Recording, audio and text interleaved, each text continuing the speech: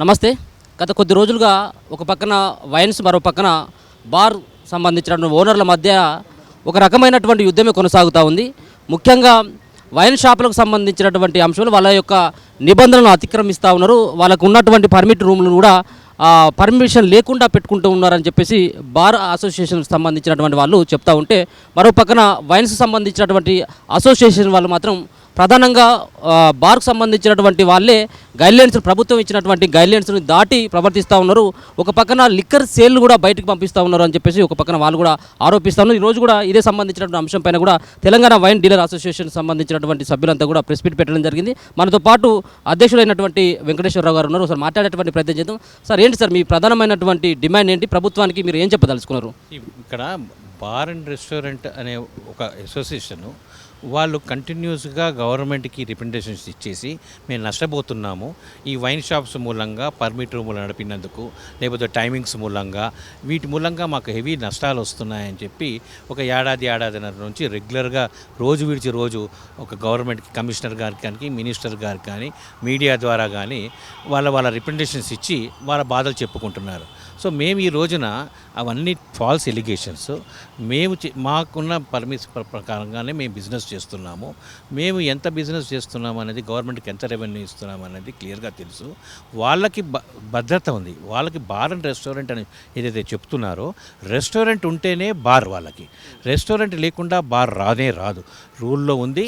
వాళ్ళు రెస్టారెంట్ నడుపుతూ జిఎస్టీ కట్టుకుంటున్న వాడికి బార్ వస్తుంది. అది బార్ ఇది అడిషనల్ ఫెసిలిటీ వాళ్ళకు దొరుకుతుంది. ఈ రోజున వాళ్ళు చెప్తున్న ఎలిగేషన్స్ ఏంటంటే, మాకు ఏంటంటే లాస్ వస్తున్నాము అని అంటున్నారు. లాస్ ఎందుకు వస్తుందంటే, ప్రాపర్ రెస్టారెంట్ నడపకుండా, ఫుడ్ సరిగా ఇవ్వకుండా, వాళ్ళు తక్కువ ఇచ్చేసుకొని ఉత్తి స్టార్టర్స్, స్నాక్స్ ఇచ్చేస్తే వాళ్ళకి ఫుడ్లో వచ్చే మార్జిన్ తగ్గిపోతే బార్లలో లాస్ వస్తుంది. మీరు బార్లలో పెట్టేటువంటి ఫుడ్ ఏదైతే ఉందో, వాళ్ళకు ఒక పరంగా బార్ అండ్ రెస్టారెంట్కి సంబంధించిన లైసెన్స్ ఉన్నప్పటికీ కూడా, సో రెస్టారెంట్లో పెట్టేటువంటి ఫుడ్ ఇప్పుడు మీ వైన్స్లలో అమ్ముతూ ఉన్నారు. ఇది నిబంధనలను అతిక్రమిస్తూ ఉన్నారు వాళ్ళు, కాబట్టి మా దగ్గరికి పెద్ద ఎత్తున లాస్ అవుతుంది అనేది వాళ్ళ ఆరోపణ. టోటల్లీ రాంగ్ అండి. బార్లో కిచెన్ ఉండాలి, పర్మిట్ రూమ్లో కిచెన్ ఉండదండి ఎక్కడ కూడా. ఇది రెడీ టు ఈట్ ఫుడ్ ఉంటుంది పర్మిట్ రూమ్లో. అంటే బయట ఎక్కడైనా దొరుకుతుంటే వాడికి అక్కడ నుంచి తీసుకొచ్చి తినడం, కానీ కిచెన్ లాగా లోపల వండి ఇచ్చే వైన్ షాప్స్లో ఎక్కడ లేవండి. వాళ్ళు తప్పు చెప్తున్నారు.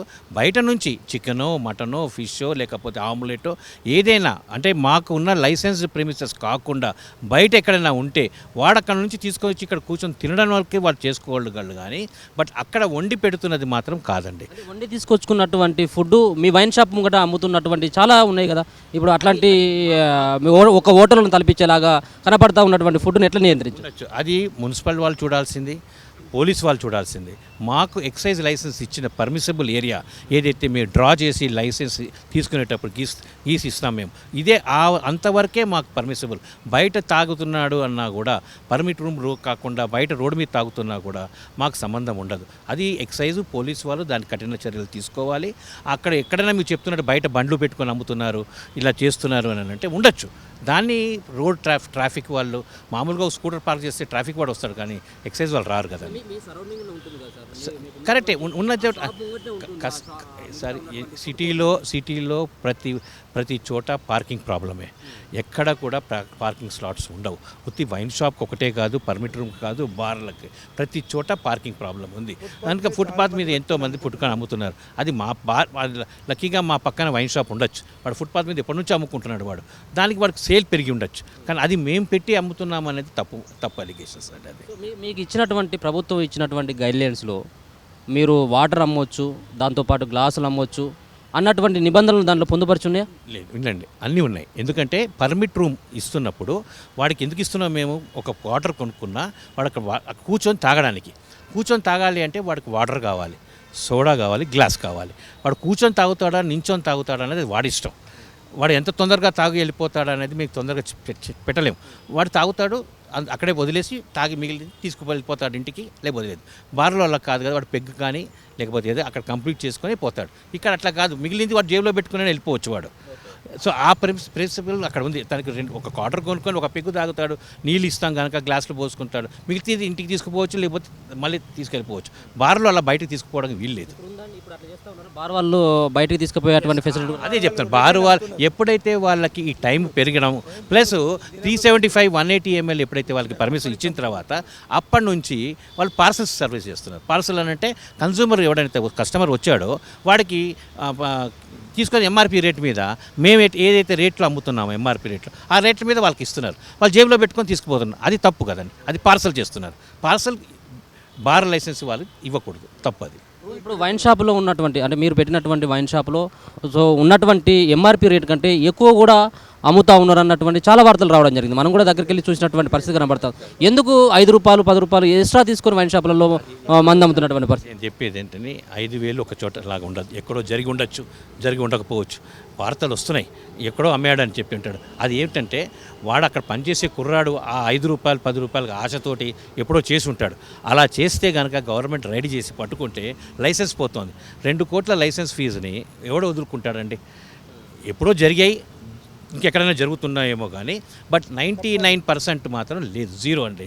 అక్కడ ఎంఆర్పి వైలేషన్ చేసినది మాత్రం లేవు.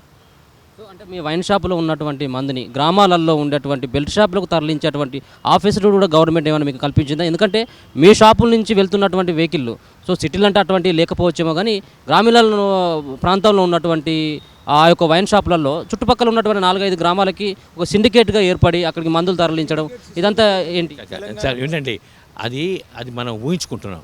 ఇప్పుడు అలా చేశారు అన్ని అక్కడ పర్మిట్ రూమ్లు అక్కడ ఏమంటారు మీరు, ఈ బెల్ట్ షాపులు అక్కడ ఉన్నాయి. ఎవడు లెక్క పెట్టిన లేవండి, ఉండొచ్చు లేకపోయి ఉండొచ్చు. దట్ ఈస్ యాక్చువల్గా మేము చెప్పేది ఏంటంటే మనం ఒక పేరు పెట్టాం బెల్ట్ షాపు అని.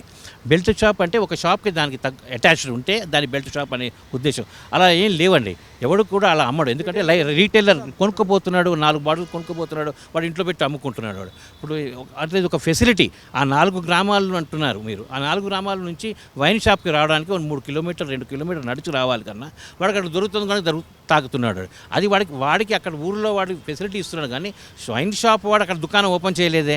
అంటే వైన్ షాప్ వాళ్ళే నేరుగా కొన్ని వెహికల్స్ పెట్టుకొని గ్రామాలకు సరఫరా చేస్తూ ఉన్నారు. తప్పండి, అది ఎక్కడ జరగదు. అది టోటలీ రాంగ్. అది అలా కనుక ఎక్కడైనా జరిగి ఉంటే ఎక్సైజ్ వాళ్ళు వెంటనే లైసెన్స్ క్యాన్సిల్ చేస్తారు. అలాంటివి జరగలేదు. అది మనం ఊహించుకుంటున్నాం వాడు సప్లై చేస్తున్నాడని. బెల్ట్ షాప్ అనేది కాదండి, it is a facility shop. ఆ గ్రామంలో వాడికి దొరకటం లేదు. వాడు 2 కిలోమీటర్ 3 కిలోమీటర్లు వచ్చే బదులు అక్కడ ఒక కల్తీ షాప్, కల్తీ మద్యం దొరికితే దానికి అలవాటు పడకుండా ఉండదని వాడు ఎవడో తీసుకెళ్ళి 2 బాటిల్ తీసుకెళ్తున్నాడు, 3 బాటిల్ తీసుకెళ్తున్నాడు, 10 బాటిల్ వాడు అమ్ముకుంటున్నాడు. వాడు 10 రూపాయలు పెంచుతూ అమ్ముకుంటున్నాడు, తక్కువ అమ్ముకుంటున్నాడు. వాడు రీటైల్ షాప్ నుంచి కొనుక్కొని వెళ్ళి అమ్ముకుంటున్నాడు వాడు. అంతేగాని రీటైల్ షాప్ వాడు అక్కడ పెట్టి అమ్మట్లేదు. అది ఎక్సైజ్ మంత్రికి కానీ రాష్ట్ర ప్రభుత్వానికి కానీ ఎక్సైజ్ మంత్రికి కానీ లేకపోతే రాష్ట్ర ప్రభుత్వానికి కానీ మీరు ఏం చెప్పదలుచుకున్నారు? మేము చెప్పేది ఒకటేనండి, మేము చేసేది గవర్నమెంట్ ప్రకారంగా రూల్ ప్రకారంగానే మేము చేస్తున్నాము. ఈ ఎలిగేషన్స్ అన్నీ తప్పు, దాన్ని సరిగ్గా స్టడీ చేసి దానికి సరైన యాక్షన్ తీసుకోమని చెప్తున్నాం. పదే పదే ఆ బార్ వాళ్ళు కేవలం వైన్ షాపుల పైన ఎందుకు ఆరోపణలు చేస్తున్నట్టు అనుకోవచ్చు? ఈ కొత్త బార్లు రావడం ఇష్టం లేదండి. ఇప్పుడు కొత్తవి నోటిఫికేషన్ ఇస్తున్నారు. కొత్త బార్లు వస్తే ఇంకా వీళ్ళ బిజినెస్ పడిపోతుంది అనే ఉద్దేశంతో ఆ బార్లు కనుక రాకుండా నష్టం వస్తుంది అంటే మీరు బార్ పెడదాం అనుకుంటారు. అరే ఈ ఊరికే నష్టం వస్తుందట, ఎందుకు పెట్టాలి మనము అనే ఆలోచనలో పడతారు. ఈ ఆలోచన రావడం కోసం వాళ్ళు పదే ఆ మాట చెప్తున్నారు. అంతేనండి.